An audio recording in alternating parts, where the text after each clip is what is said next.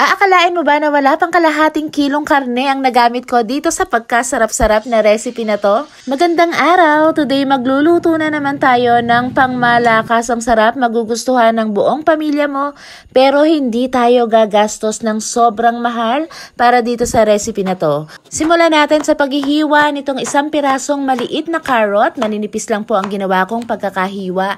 Meron din tayo ritong isang maliit na bell pepper at maghihiwa rin tayo ng sibuyas. Meron pa ako ritong isang carrot na hihiwain lang natin ng ganitong sukat muna. Set aside muna at kukuha lang ako rito ng around 350 grams ng karne ng baboy. Pwede po tayo ritong gumamit ng chicken or karne ng baka. At ang kailangan natin para dito sa recipe na to ay ground meat. Kaya pwede rin po kayong gumamit ng mga nabibili ng giling na karne. Hiniwa ko lang to ng maliliit bago ko ilagay dito sa aking meat grinder para mas mabilis ang proseso kasi mahirap naman pong maghiwa-hiwa talaga. Lalo na kung karne ang ating hihiwain ng maliliit or tatadtarin. Kailangan po talaga natin merong magpapabilis ng ating trabaho.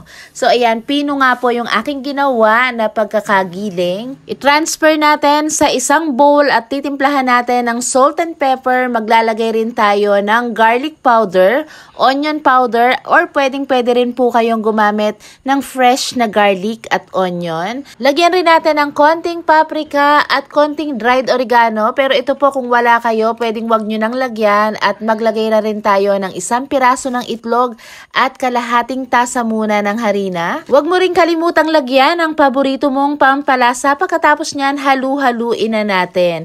At kapag na-mix na natin ng maayos, ito ay bibilugin lang natin. Gagawa lang tayo ng parang bola-bola. So, bahala na po kayo kung gusto nyo ba ay ganitong sukat or medyo liitan nyo pa. So, after nga nating mabilog lahat, iset aside muna natin yan at i-prepare naman natin yung iba pa nating gagamitin. Isang lata ng pineapple at ito po yung syrup niya, nilagay ko lang sa bowl. Sinamahan ko ngayon ng soy sauce, ketchup, sugar, vinegar, ground pepper, seasoning, konting ginger powder at maglalagay tayo ng cornstarch. Pwede rin kayong mag-add na ng tubig kung gusto nyo yung masabaw at sa tamis at asim, bahala na po kayong mag-adjust ng naaayon sa inyong panglasa.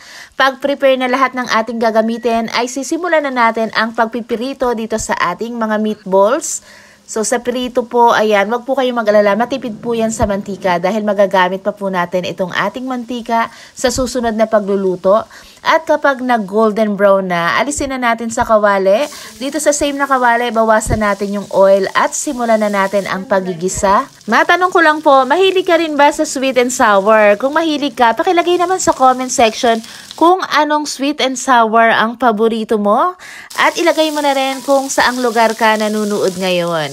So after 2 minutes ay ilalagay na natin itong ating pin-repair na sauce. Tapos papakuluin lang natin yan at pag ito ay kumukulo na ay pwede na natin ngayong itambog itong ating mga meatballs. Isama na rin natin yung ating pineapple. Simmer natin for few minutes para manuot dito sa ating mga meatballs ang lasa. Shout out nga po pala kay Ma'am Eliza Queen Bareng Cardenas, kay Ma'am Gina Diaz Ramirez ng Calasiao, Pangasinan, Karen J. Torres ng Banga Aklan. Maraming salamat po sa inyong lahat and please follow for more.